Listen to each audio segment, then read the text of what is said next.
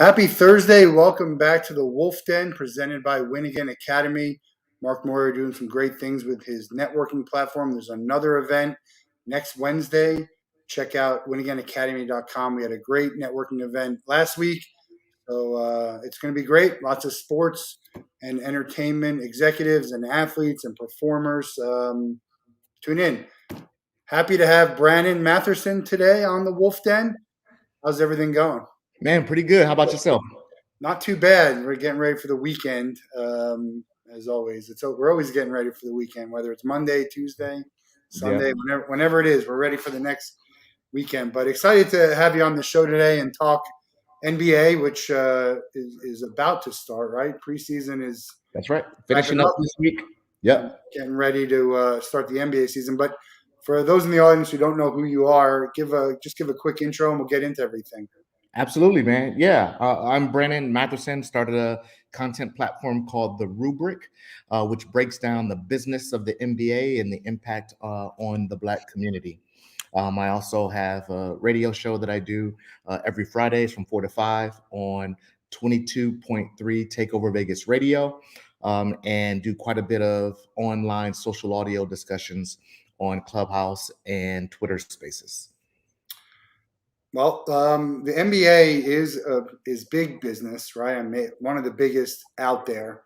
I think a lot of people tend to forget that sports is really these are businesses.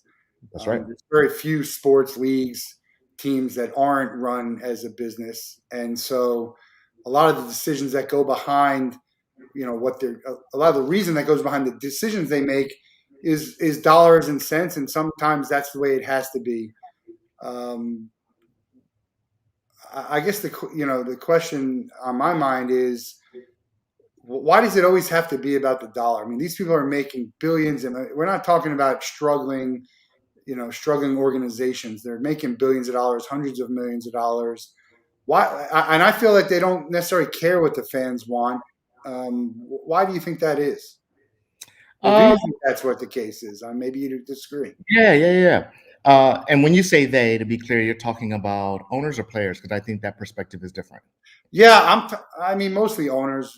I would say, the owners, the presidents, GMs of teams. They're the ones making most of the decisions with regard to the business of NBA. Yep. And I think it goes well beyond sports. At the end of the day, a majority of the owners, this is their second, third, fourth, fifth, hustle. They own other companies. I mean, this is in some cases they're pet projects. In some cases it is just another parallel business that they have, which in many cases may not be as profitable as some of the other things that they're doing, whether we're talking about Robert Kraft, whether you're talking about Mark Cuban or Vivek Ranadive, doesn't matter. I think what it really comes down to is the balance sheet. It comes down to cash flow. It comes down to profitability. And I think that's getting better. But when you compare that to, let's say, how Sterling was running the LA Clippers back in the day, it was probably one of the most profitable teams in the league. However, they were I think they were the lowest spending team in terms of salary cap. They were well below it. I mean, they were almost basically at the floor. So they weren't investing in players. They weren't investing in a great experience for fans. And the reason that I say that that's changing is because the demand, the power, and the strength that fans have currently. And they basically had the Marlins plan, but never won championships. That's right. And I think the pandemic has put a lot of industries, sports specifically, on its heels because fans have taken over in terms of their demands. Look, one of the declining channels for consumption is cable TV. That has typically been one of the most profitable components of the NBA, NFL, etc. With the onslaught of streaming services, with the onslaught of social media highlights and things of that nature, fans are consuming in a different way, in which they're not spending in the same fashion that they were. So teams are being forced to think about new ways to engage at the demand of the fans. But to answer your question in terms of why, it's just pure business. It's pure, you know, you know, profit and loss. It's pure, the mechanics of business, regardless of the product. Yeah, I mean, I'd argue that it's greed as much as there's still a lot of greed involved. The rich want to get richer. That's how they became rich. They keep getting and wanting more money and getting hungry for money. That's part of it. But it's interesting. I want to talk about owners, Okay. and we could talk about owners in the NBA and just ownership in general. I could probably count on both hands the number of owners of teams that I actually even know who they are, which I think is a good thing. Because if I know who owns this team, Mhm. 9 out of 10, it's probably negative. I can't even. I mean, the people that I know own a team, like the Robert Krafts, like Jerry Jones. I mean, these are people that I think are. I don't know. Mark, man, the guy on the Mark Redskins. Cuban No, or not Cuban. Who's the guy on the Redskins that Dan Snyder. oh, Dan. Cuban's probably the only one who I kind of like, and I think owns the. I think as an owner being visible, he's doing it the right way. Now, part of it is he's on a hit TV show, which helps, but he was vocal well before Shark Tank ever took off. But so I think when the owner needs to be vocal, it kind of undermines the ability for the GM and all these other people he's employed who he's supposed to be delegating this stuff to actually run the team. Okay, yeah, that's fair. That's fair. Uh, how I think about it, I think, uh, and it's an area that I focused on. So, for more context, before I started doing this, I've been in tech for about the past 20 years, and out of Silicon Valley, spent time up in Seattle. So, I've been most of my career around, that industry more so than sports. And I think what's starting to happen, as you see with many other industries, these companies are turning into tech companies. And what I appreciate is that those that have come from substantial, growing tech companies understand the importance of the customer. And the owners that really understand that and have built their businesses on customer first or customer centric experiences, I think are going to do a lot better. Let's take, for example, Steve Ballmer. I mean, he was hyper focused and interested in what the customer wants, what the customer thinks, etc. Understands customer consumption at scale. I think a lot of other owners that have come from a similar background, Vivek Ranadive out of Sacramento, the same Mark Cuban, as you mentioned, Joe Tsai in Brooklyn. I mean, if you've heard of Alibaba, if you heard of Microsoft, if you heard of Qualtrics, which is the owner of the uh, Utah Jazz. These are the types of industries that they're coming from. TIPCO software. So they understand that. So I think they are starting to think about new ways to do that. But let's not get it confused. You're exactly right. It's coming down to, profitability, what makes sense for their boards as well. I mean, they have boards they have to report to, just like any other business. So I think that's not a miss. Yeah, well, I want to talk about technology because there's a lot going on with technology, especially in the NBA, maybe at the forefront of it. But real quick, who's the best owner in the NBA? Who's the worst owner in the NBA? And who's the most well liked? And I don't. It doesn't have to be your opinion if you don't want to give it. It could be what's out there. Mhm.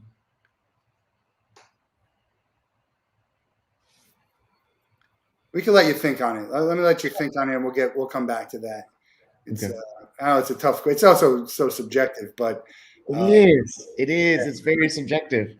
But I want Uh, to know who do you think? I mean, I would think most people think Mark Cuban is probably the most popular owner.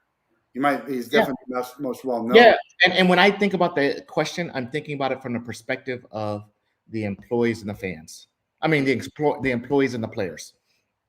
From a fan's perspective, I have to agree with you. Probably Mark Cuban, more so because of brand name recognition. They see him all the time, so forth and so on. Uh, uh, at one point, I would have thought Balmer. I think what's happened with the Clippers over the past couple of years has created some dissatisfaction within the org. But I'd probably say a Genie bus. Yeah. I mean, the Clippers got to win. Winning takes care of so many Yeah, faults and pushes you over the edge when yeah, you're close. But you got to win. I mean, it is a business, but at the end of the day, you have to win. And if you yeah, don't win, the fans are going to get restless. yeah. You see it with the teams that do win. They're like, "Hey, we it's been 3 years since we won a championship." I'm like, "Hey, how about the team that hasn't won in 50 years?" Yep, that's right. And That's right. Genie it, bus. That's what I'd probably say. Genie bus. yeah, I saw The her on most a most valued, and players love her. She's player centric. She supports a lot of the decisions that they want to make in there. So I'd say them. They have a huge fan base as well. So Yeah, I'd love to have her on the Wolf Den. Wild story of her, just I mean, with her and her dad and the Phil Jackson angle, and just yeah, there's a lot going on there. that's right. That's right. And yeah, well, let's talk about technology. Okay. We're a collectible company. We're memorabilia, whatever you want to call it. Hmm. NFTs are all the rage right now, and I guess Hmm. NBA and NBA Top Shot is probably at the forefront of it. Hmm. Help me understand, and I have some show and tell here Hmm. that I brought along. Help me understand why NFT is such a big deal, why it's a collectible, and Hmm. why I should care. Okay. I think a big reason, and I think it comes from the perspective of how you consume information. And in today's age, if uh, it's not digital, it's not a thing. I mean, that's the perspective. And I'll be honest, I'm not a paper guy. If somebody wants me to go touch something physical, I'm checked out. Like I'm done. If it's not on my phone, if it's not on my mobile device, it's not consumable for me. But you're wearing a And hat.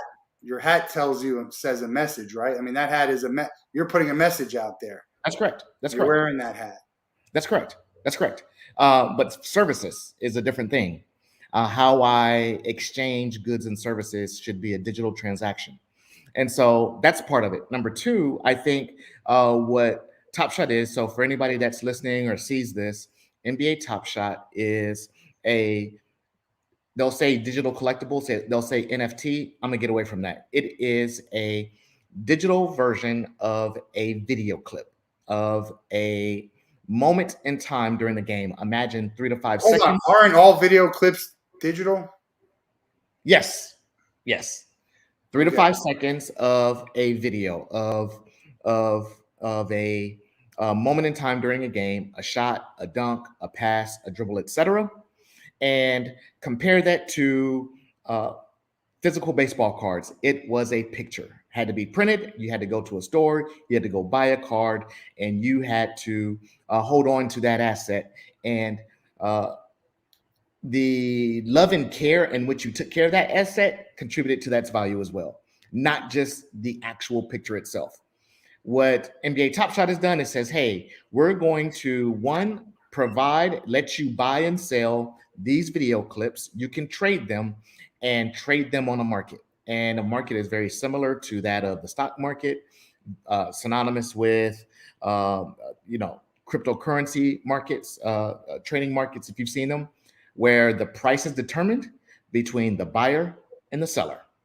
It's not a That's the trading price, not the initial price, which is either not so affordable and very hard to get. Those drops, and there's a lot of people. It's not Those just are two different things. sneaker drop. Process of transaction is different than value price. So that means at any point in time, I set the price. It does not mean that's what its value is. The only time the value is determined is when a buyer is willing to pay for that price. And that moment can be duplicated, let's say, in any given video clip, there might be 10,000. Each one of those 10,000 can be a different price based on a buyer at a given time and a seller that's willing Right, to but pay. isn't the value set at the beginning when I bought that? No, Well, I no. paid X amount of money for that clip. Isn't that what the value is? That's what you were willing to pay for it. When you are ready to sell it, you can set with any price you want.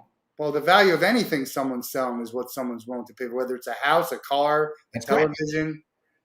That's So correct. they're setting the value of this thing initially, and then it's up to the market to determine where it goes from there. Each individual one, not the picture, not the total lot. For instance, Microsoft stock is set holistically across all 10 billion shares. The price is set at any given time. Buyer one pays XYZ price, buyer two pays XYZ price. The whole lot moves at the same time. Cryptocurrency, digital collectibles is not that way. They are Yes, I get that. But my point is, and I guess, look, I'm not a fan of NFTs. I'm a Mhm. physical guy, Get it. and one of the reasons also I'm not as big a fan, and I'm not as knowledgeable, so I'm not 100% right about everything I say Okay. ever. But specifically about this is that I don't think it's a collectible. I just don't. I think it's an investment. Everything you're talking about leads me to sound like, hey, this is an investment. It's not really a collectible. And I'll tell you what, baseball cards, whatever trading cards, that has become less and less a collectible as well. Now it's all about, hey, how much is this? Let's get this graded. How much is this Yep. worth? As opposed to, hey, I got this card. I love this player. I don't care what it's worth, because if it's worth $5 or $8, I'm not selling it. The same with tickets too. Ticket has been a huge, like the physical tickets, a huge market right now with people buying and selling. It's not as much a collectible. I guess when you're only worried about the value, Yeah. is it, And I think you're right. I think there's two camps, there's two groups of people. And Dapper has done the research on this. And they've already seen it, in their first year of operation. There's two types of collectors. Collectors that are super fans. They just want to have a piece of their favorite player, and they see that a lot with in international markets. When there's international players, they notice that regardless of their skill, regardless of their value in the NBA, they're going to see fans from their local country, from their country, just collect because they want a piece of that player. That's one type of collector. The other collector, to your point, is, hey, this is an asset. I can now own a piece of that.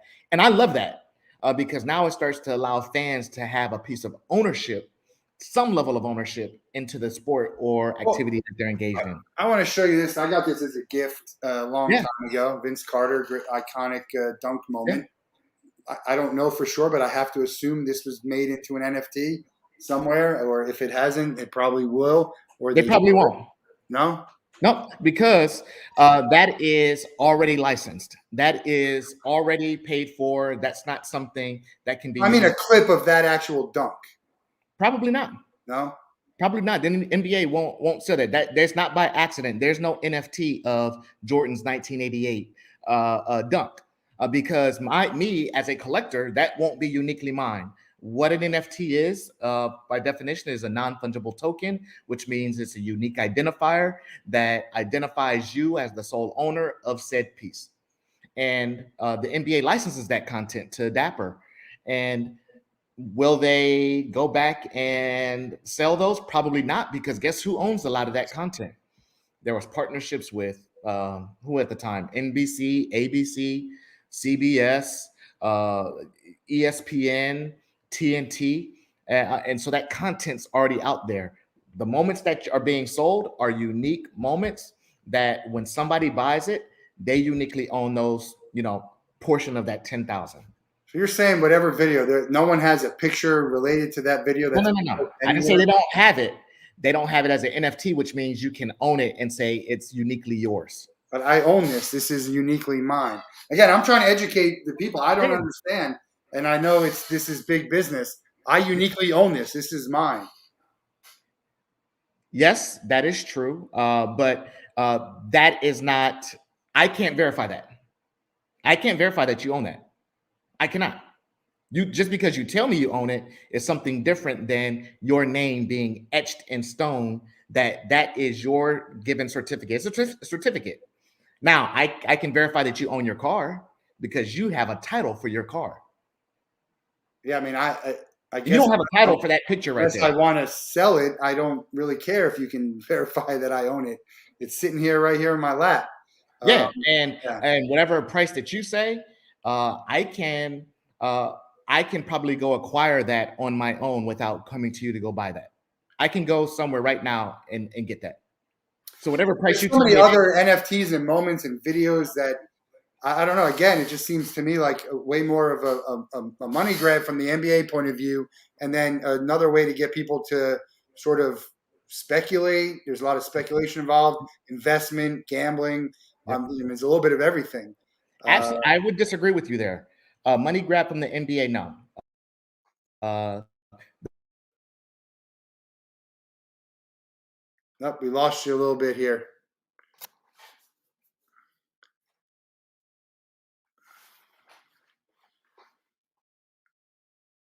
I think we lost Brannan for a little bit. You back? wait, We had you. You were buzzed out a little bit. Are you back yet? hello? There we go. How about, got it? You got it? Yeah, much You better. got me? Yeah. But it's hard for me to get. Sorry Like, I about can just get an NBA Top Shot, right? I mean, it's very hard to get them. Okay, let me explain. The way NBA Top Shot is structured, it is a venture partnership between Dapper Labs, the NBA Players Association, and the league. And the NBA itself only makes 5% off the transactions. It is not a money grab. So when LeBron's moment goes for $200,000, the NBA is not getting $200,000. Dapper Labs not getting $200,000. The buyer and the seller are doing that transaction for $200,000. There's a 5% fee attached to that. NBA Top Shot is about a fan engagement play.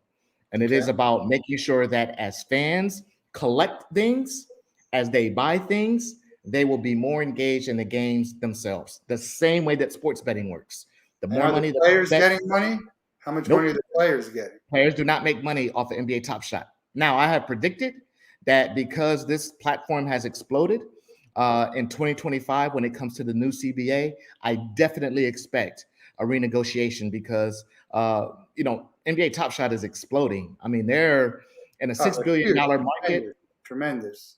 Yeah. Isn't that another example of exploiting the players? I mean, there's a lot. That's a big problem in sports where, players, and I'm not talking about LeBron James. Yeah. The players are not getting, people are getting rich off them. This whole thing with the NIL in college is that people are getting rich off these players and they're not seeing the money. Well, they get the opportunity to see money within NIL now. Yeah. They have the opportunity to make money. Right, NIL, but I'm saying in general, there's probably, part of the argument all the time with the CBA is that the players aren't getting a fair share of money that's coming in, right? They only make 40. Right now, they make 49% of the revenue. The split is between 51 and 49 this year, or this cycle. They're getting 49% of all money, and it comes through with something called basketball-related income. And right now, the 5% that comes from NBA Top Shot flows into that pot, and it's shared across all players. Even though LeBron James has made his moments have sold for $1 million, he doesn't get to see 5% of that number. He gets to share the 5% of the total number. Everyone in the league. Yeah, but this is not the NBA's doing from the NBA's getting rich off the players. I think the model is such that collectors have an opportunity to make money, and I think that players want to participate in that revenue stream. Yeah.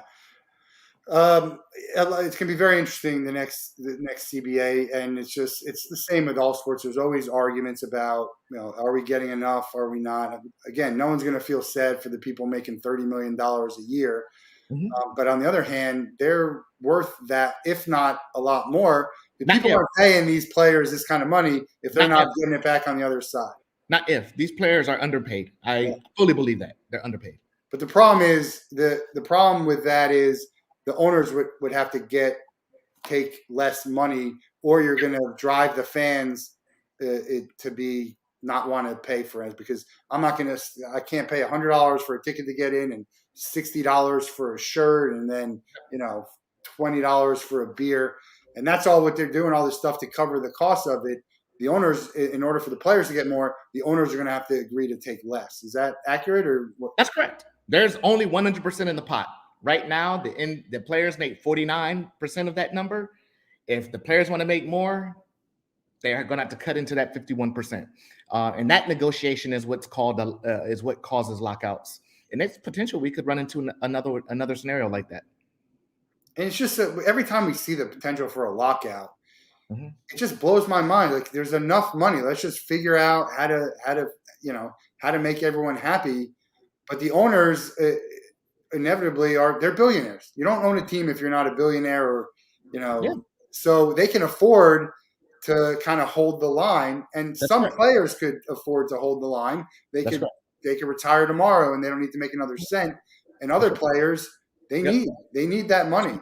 So That's correct. it's such a, and all the while we're the fans sitting here like, really? Yep. And That's right. it all gets public too, right? They're all stating their case in the public to try and That's right. get the side of the public opinion. That's right. That's right. But yeah, it's so let's talk about black influence in the NBA. It's something you talk about a lot. Mhm. Um, there obviously was some Black Lives Matter and Mhm. some talk of it. They stopped one game or one. Was it a preseason game or was it a regular season game? Last season they stopped for 2 or 3 games. This year, I think they froze for a few days as well. Did Throughout. it accomplish anything? I mean, to me, it felt a little bit almost like, all right, we're going to do this. We take a stand, but it's not really as hard a stand because we're not going to start digging into our pockets to lose money about saying, hey, we're going to sit out until you do this. I know the WNBA has done some really fantastic stuff Mhm. in that realm. Yep. But talk about your feelings about equality and the Yeah. social justice stance that they take. Is it enough? What would you like to see them do? Uh, I think they're headed in the right direction, and I absolutely believe they could do more. I think they are working in the right direction. I think the big influencers, the levers to pull for players in the league is around with the brands and the sponsors. That is who feeds into the NBA. The NBA makes money off of its brands and sponsors. When they feel impressed to make a change, it happens. So I'd love to see the players, you know, at moments in time sit out longer. As you mentioned, the WNBA, those women stood up and said, "I'm not going to play this year. I'm not going to get on the court until they start to see some real change." The NBA, not so much. But I would say about the NBA, of all of the professional sports, I think they are supportive of their players the most, letting them speak up and be able to express their opinions, which has a different type of effect for the brands and sponsors Yeah, the because brands it and gets. sponsors is, it's I'm a company now. I stand for a lot of good things. I Yep. believe that, but Yep. it's impossible for these brands and sponsors to be squeaky clean. And Mhm. so, if we start, boycotting this company because they do that and boycotting because they do that, you're going to Mhm. have to start inquiring all of the restaurants that you frequent and the companies that you buy from, really Yep. try and find out, hey, what do they stand for? I'll give you an example. I love Chick-fil-A chicken. I'm not gonna lie, their chicken is delicious. I hate Mhm. what they stand for, Okay. but I still go get their chicken. So I can separate the two in some respects. Now, there's certain things that are just inexcusable. Yeah. That come to light, and they do that. But yeah, it's tough, to say, hey, we're gonna drop you as a brand because they're losing money too. That's right. That's right. But how they're also being influenced is because and the NBA supports players speaking out on social justice, unlike the NFL. In the same fashion, when these players stand up about a given position, these brands know that they are bringing billions of eyeballs with them. And the position that they take, I think, moves the needle in terms of what that company is going to allow or stand for. It's going to impact their partnerships, etc. So I think that's how it's been influenced. And more importantly, it's given a platform to the Black community to have the discussion at the forefront. I'm not too pressed about anybody being uncomfortable about the topic. If they don't like it, I don't give a damn. Uh, they you can be uncomfortable. The same with the NFL when Kaepernick was kneeling. The fact that people say they should just play, I'm glad that the NBA has allowed players to get up and stand up and say, "No, this is not cool," because you know what? They come from my city, they come from my neighborhoods, they come from people that look like me. And I'll use LeBron James as an example. I'm from Akron, Ohio. I grew up in Akron, Ohio. I know what it's like. I know what it's like.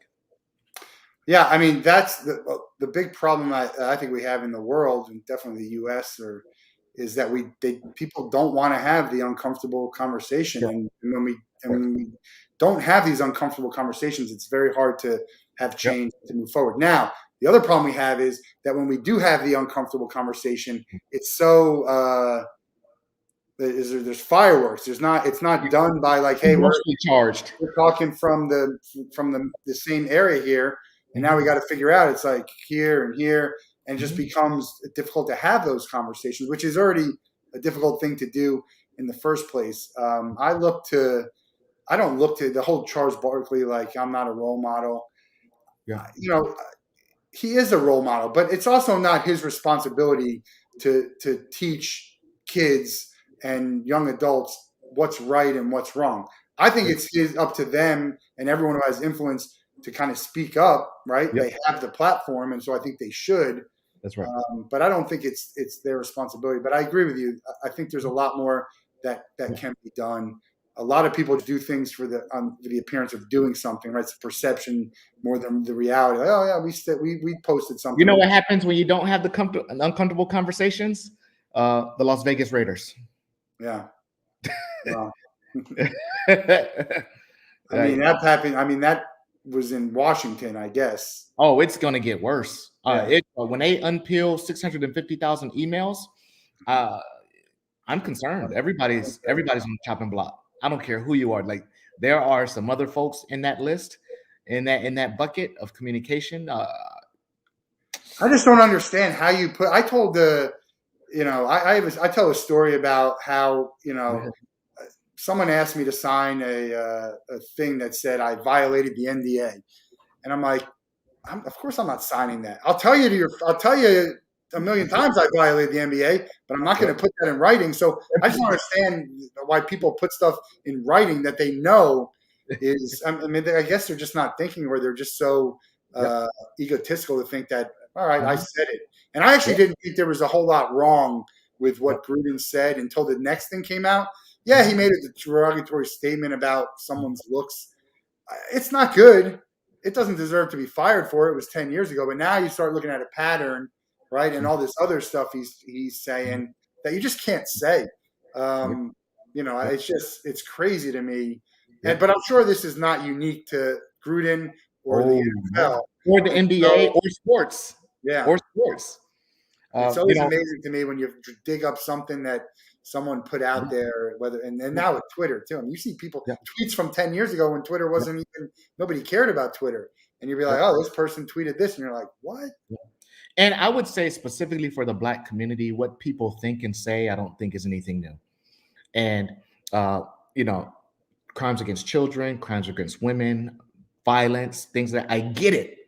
But getting to the point where we're up in arms or surprised by what people think and say. I can't imagine anybody in the Black community was surprised at what Donald Sterling said, uh, uh, you know, on that audio. It's no surprise. Like, Yeah, yeah, of course. Like, what did you think an 80-year-old white dude thought who, only been around white folks? Like, of course. yeah. It's not, for us to be like shock and awe.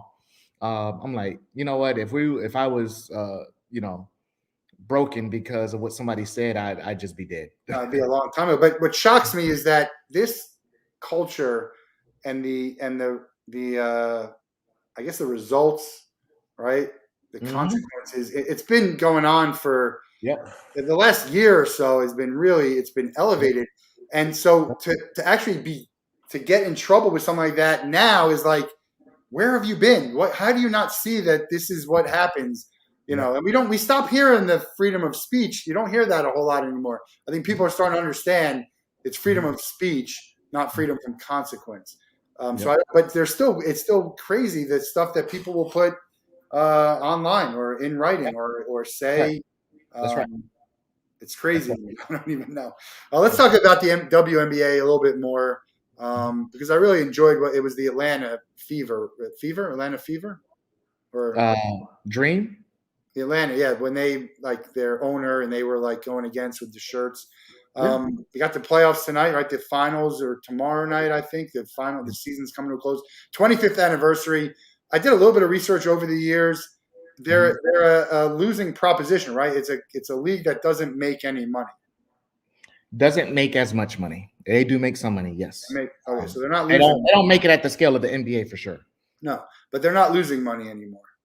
Yeah, that's correct. Yeah, there was a time when they were, and they're owned by the NBA. Yep, And it's that's correct. important to have the WNBA. I mean, why do you think it's maybe not as popular? I mean, there's a lot of women's sports. Um, I frankly don't watch it. Very yeah, once in a while, I'll probably turn on the playoffs if they're on. I'll follow it, but I don't watch it. I've actually never been to a WNBA game, which yeah. I'd like to go to sometime. A couple of things. You know, I think there's a couple of groups of people. People, sports fans that are enthralled with the elite play on the court. And I think when they compare that to what they see in the men's game, uh, perhaps sometimes they consider it not as entertaining or explosive. Uh, you know, some people won't even watch certain games because there's not enough dunks or three pointers or enough 150-point games. That's one side. I I mean, think that you could argue that the NBA is largely unwatchable at times. yes, absolutely, absolutely. Outside of the Nets, the Lakers, the top 10 or 15 players, they'll watch those games. So I think it's some of that. The other piece, I absolutely believe there's a large group of people that don't want to see women playing basketball or don't think they should.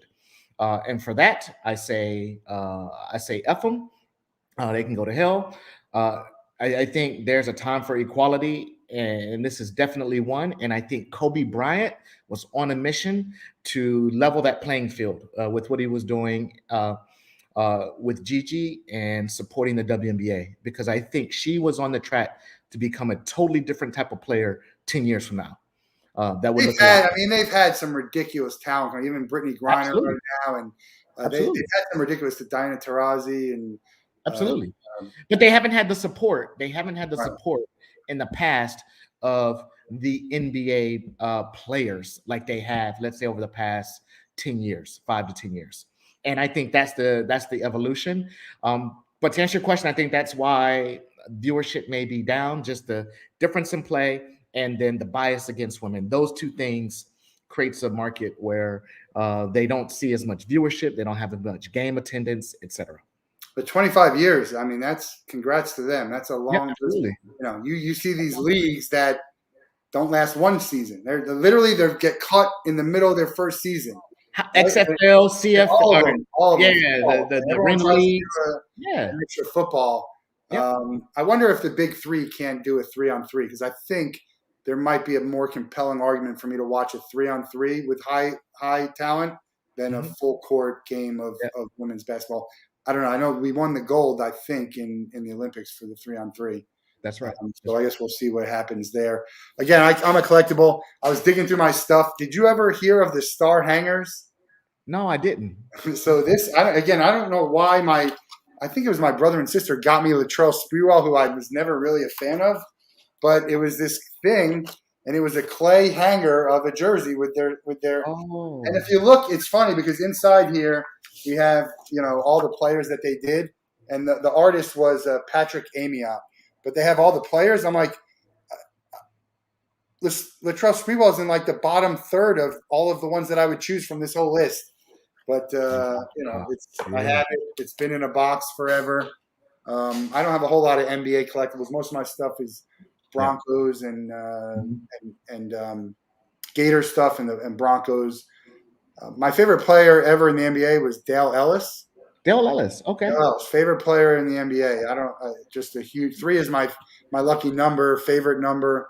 Also, Mhm. I think it has to do with him. Who's your all time favorite? Give me your Mount Rushmore of NBA and give me your favorites. I don't need you your Favorites. favorites. Yeah, don't. I mean, obviously, you don't have Mhm. to try and figure out between Jordan and LeBron and Wilt and who Uh, knows. But your four favorite NBA players. um, Michael Jordan, Stephon Marbury, uh, LeBron James, and Who else was I really into? Uh, ah, who would I say? And then currently, I'd say either Damian Lillard, if it was for Damian Lillard or uh, Russell Westbrook. Yeah, So Westbrook is. I would say those five.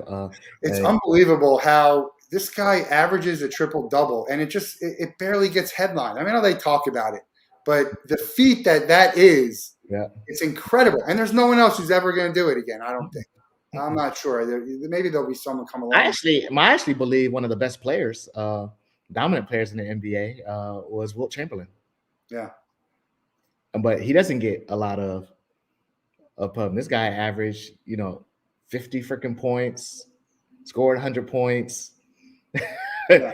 I mean, he scored it, and he can't. No player can control the era in which they play.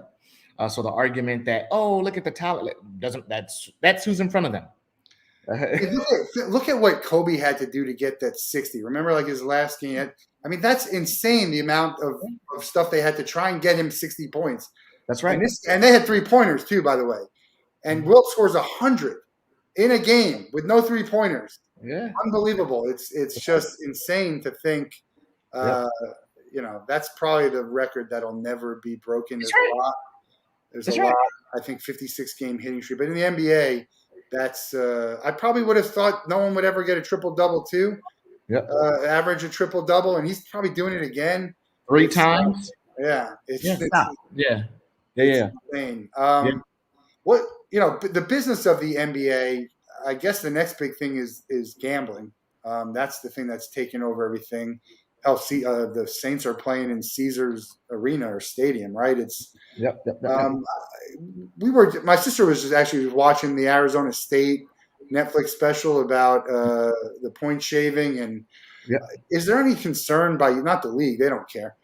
Any concern by you as a fan, or I have some concern with that gambling becomes too much involved in the game, and then it's just I don't know. I'm not a big gambler. I like to play a parlay once in a while if I'm in Vegas, but in basketball, not at all. And the reason I say that is because it's such a extremely competitive, talent driven, where I can't imagine there's not any one of these players are not trying to lose to another player, regardless. Right, but what about Tim Donaghy? I mean, now that is the ref having control over calls, so forth and so on, and being able to control games. I think there's a lot of safeguards in place now. The influx of technology added to the game, the same way the NFL now has 50, 75 cameras on the field. Like there's not much that they can miss. They've almost got it to a point where a ref really doesn't need to be there in order to visually see what happened or did not happen. I mean, down to a millisecond. And so the NBA, the players aren't trying to shave games and shave points because there's no amount of money that you can pay an NBA player like you can in the high school or college level to entice them to do so. And the refs don't have that much control over the game anymore. Do you like in-game betting? Absolutely. At an arena, at a stadium? Absolutely. I am engaged in the game. And of course, I'll say this with a caveat, betting responsibly, of course. But I like the idea of fans being able to participate in some kind of way other than sitting there staring at a game. Yeah, I can do that at home. If I'm going to go to a game, imagine I can now start trading in real time, whether it's collectibles, whether it's making bets, seeing plays that are happening and having an interest. That makes fans watch games more. Yeah. I don't play I don't play fantasy anymore. We did back in the day when we used to have to manually calculate everything. Basketball made it. Football is fine. You do it on Tuesday or Monday. Now, fantasy is one that I don't do. I'm not a big fantasy fan. Yeah. Why not? Because the construct of those teams is not who's actually on the court. Steph Curry is not playing with Giannis and playing with James Harden. Like that's not the team. The team is the Golden State Warriors, Right. and I'm going to bet and play and make sure that I'm seeing, the real action. That's just me. That's just me. I don't want to track individual player bets like that. My friend Joe Fuggerino has a company called Trading Players, Mm-hmm. and they're starting the NFL, but they're going to get to other sports. It's kind of like stock. So for a season, you own stock in Yep. LeBron James, and that stock goes up based Yep. on how well the performance is, and you can trade the stock. That's right. I think that's interesting. Something like that might pique my interest and Mm-hmm. get me to play some of that. The gambling side for me, Vegas always wins. I mean, there's a reason why FanDuel is giving you $200 worth of free betting. That's like I had Wayne Hoffman on yesterday. The Oh, Mentalist. That's like three oh, card Monty, right? It's like oh. three card Monty. They lose some of the time, right? Hey, here's oh man, you got me. And now, hey, where's the card? You are exactly right. I can't even argue against that. I bet on NFL every weekend. I bet 17 weeks out of the year on the NFL, and I've already budgeted for that. And I also bet on March Madness. And you're right. I win probably 15% of the time, 10% of the time. But when I do, I love it. It's almost like golf. 70, 75, 80, 90 shots in a round. If you're good, Yeah. and on average 100, and 3 of them might be good, and that's a great day. Yeah, you hit that one shot, and It's you're a like, great day. my friend complains, oh man, I can't believe I lost that bet. He's betting like 20, 25 bucks on a game, just so he has something to follow. And it's interesting. It's just pure interest in terms of excitement. That's all it is. And if you like it, great. If you don't, no sweat. But I think there's a large portion of people out there that just find interest in watching from a competitive point of view. Yeah, look, if you're gambling money you don't have, if you're That's right. overdoing it, that's the problem. They'll put out signs about that. I don't think that they curb. I think there should be like a bartender to say, hey, look, I don't know if you should continue to bet, or maybe we should cut you off temporarily.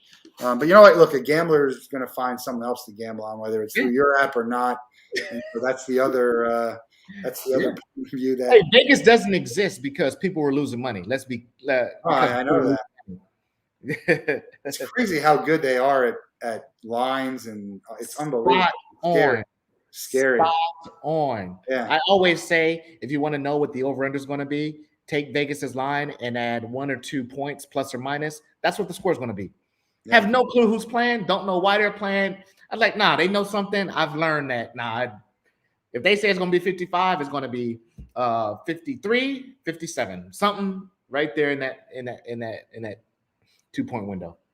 Yeah. Now I'm very superstitious, so I was responding to a guy that I engaged with on Twitter, asking him if he should bet on his favorite team, and I won't bet on my favorite team. I won't bet against my favorite team. There's so many other games I could bet on. None of this is life-changing money, so it's like, I don't want to. To me, it sort of jinxes. At the end of the day, let's be crystal clear. Me betting or not betting is not changing the outcome of the game. I agree with that, but I'm not shooting. Like I agree, but if I'm not wearing the shirt, if I forget to do something, I have such superstitions on stuff. I just don't know. I don't know that you know that. You cannot prove that that's not the case. You're probably right, but you can't prove that that's not the case. So I do everything. I do all the crazy stuff where, I wear orange and blue Gators. If we're playing a team that's blue, I will not wear blue. You'll go to the stadium and you'll see a sea of blue, and I'm like, what are you doing? And then you'll see being in tech, I get it, because I do believe you can predict it with enough data, and they have tons and tons of data. The average person, most of us, 99% of us, don't have access and are not going through the work to do analytics on the amount of the data sets that exist for a given game or a given sport. Well, that was the problem with the daily sports, is that the people were studying it and they're figuring out how to game the system. Mm-hmm. If you did enough, like James Holzhauer is a professional gambler. He puts the work in. He's also a genius, but put the work in. Yeah, and you and I could do it. You and I could do it. We can go get a subscription to Elias Sports. sign up $10,000, $15,000, and we'll get these data stores.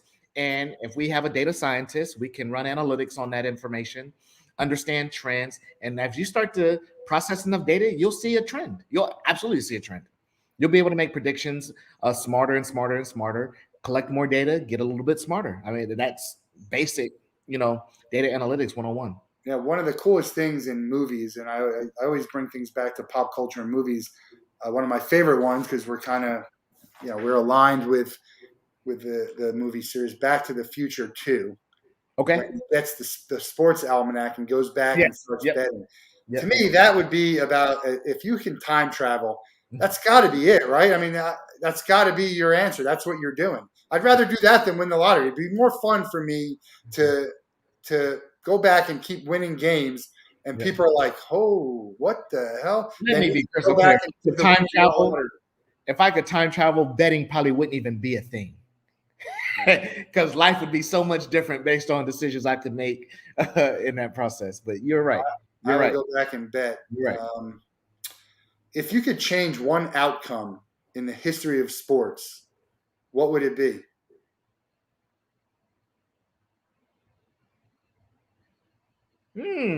That's a good one.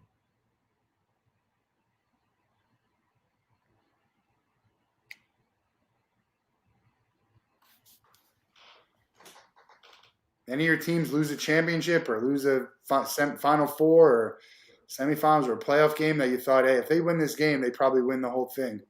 No, I probably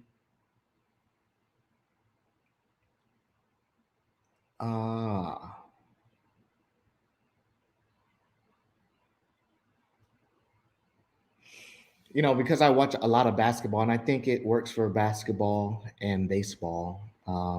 I would say one of two things. One, support of the more support of like the Negro Leagues, and the NBA's version of that is the ABA. Yeah. And allowing players to make money and be on an equal stature as their white counterparts in those sports. Yeah. At a much earlier time in life than remember, the NBA is on the 75th anniversary. A lot of changes just occurred here over the last 30, 40 years. If that could have happened a lot sooner, I think that would have been game changer, especially for baseball. I think baseball was America's pastime. And for a long time, Black players couldn't even play or be on the same field with the same level of cachet. Did you see One Night in Miami? Yep, sure did. Yeah, that scene with Jim. Was it Jim Brown? Who was Jim Brown, Malcolm X, Sam. The scene where the guy wouldn't let Jim Brown in his house was outrageous. I mean, that was such a powerful scene. Yeah, that's right. It's crazy to me. If I could change one, since that's the first time I asked this question, I actually had Patrick Young, Florida Gator, great basketball player, on the show Monday. I would change that Final Four loss against UConn in the semifinals, because I think if they win that game, they win it all, and they would have won a national championship. That's the one play I would pick, or outcome that I would pick for sports. There's a lot of good basketball movies out there. Give me some of your favorites. I grew up on Hoop Dreams. I'm not sure if you know it. Back in the mid-90s with Arthur Agee. I like that. Marquette? No, he was at I think Arkansas or Arkansas State. There were two people in that movie, though, wasn't there? Yeah, there was. There was another guy in there too. Yes, it was Mark. Anyway, we'll have to look that up. This is great. Yep. I like. You got me on the spot. Basketball. Really obvious ones. I'll tell you mine, and then maybe Blue Chip, and Blue Chips is one of my favorite. Hoosiers is one of my all-time favorite movies of anything. Okay. And then He Got Game is pretty good. Have you seen The Way Back with Ben Affleck? I did not see that yet. No, I did not. Good. I did not. It was good. Okay. Yeah, and then a real dumb movie, Basketball, made by the South Park guys. Yeah. Entertaining. I like the Air Up There with Kevin Bacon. That's an underrated basketball Yeah, movie you're right. You're right. You're right. there. Yep. Yep. So Yep. That's good too. you Um, said you're not a physical guy. Do you have any NBA memorabilia or souvenirs from games you went to or favorite Here's what players? I have. Here are all of the physical things that I have. I have a Shaquille O'Neal 1992 rookie card. Okay, Um, is it graded? I have it in the plastic case. It's not in the. It's not in the acrylic. But it's Stain. not authenticated by PSA with a grade on it, right? No, it's Yeah. not. It's not. Uh, and I have a Michael Jordan signed, you know, picture, black and Okay. white picture from a game that he played in Charlotte, and that's it.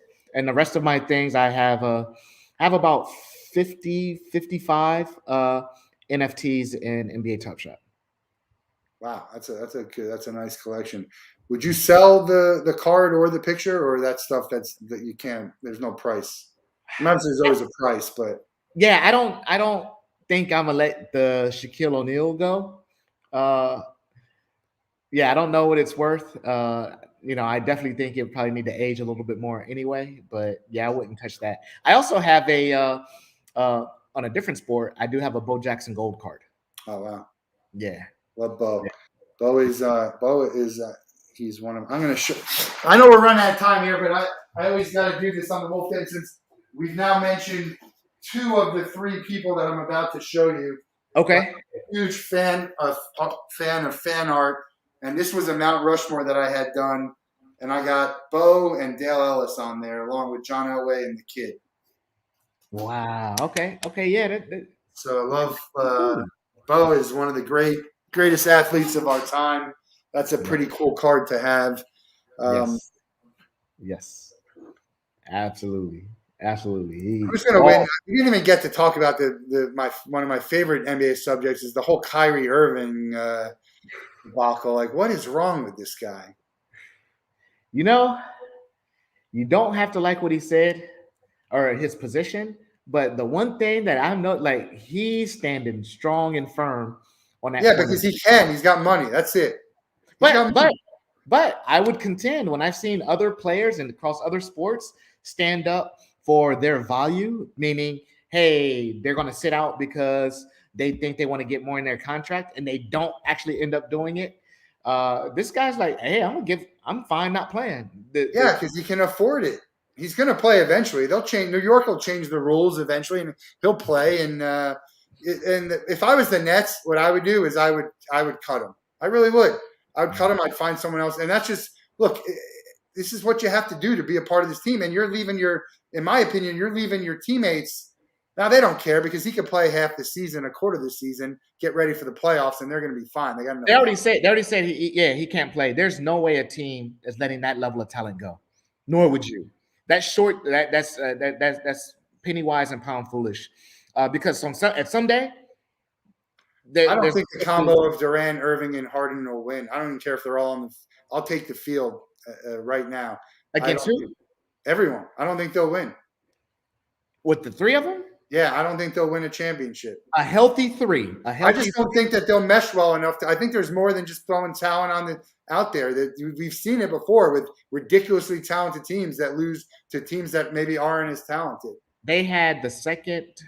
I have to look up second or third highest assist rating of any trio in the NBA when they were on the I court. know they pass the They ball. had I'm not saying they don't pass the ball. they had one of the best chemistries amongst three elite players in the NBA when they are healthy, and they are lights out when they're I'm healthy. just If not they are sold. healthy, Well, health is a big thing too. Also, yeah, exactly. yeah, That's but the one even when part. do they come healthy? They have to, start to play together. I'm Yep. telling you right now, it's the fourth. Today's the 13th, the 14th. Today's the 14th.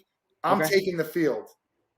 We'll discuss as the basketball season comes closer, but I'm taking the field. And let me be crystal clear. You're taking the field if the big three are present and healthy. You're I'm taking the taking the field. field whether they're healthy or not. I'm taking the field today. I don't know whether they'll be healthy. I can't predict, Okay. but I'm taking the field, and even if they're healthy, I'm sticking with it. Okay. But we'll see. We'll Okay. see. All right. See what All right. happens. I think there's a lot of. I mean, first of all, the Lakers, if they're healthy, I would pick the Lakers over the Nets. You give me LeBron, Davis, and Westbrook over Durant, Harden, Irving all day, every day.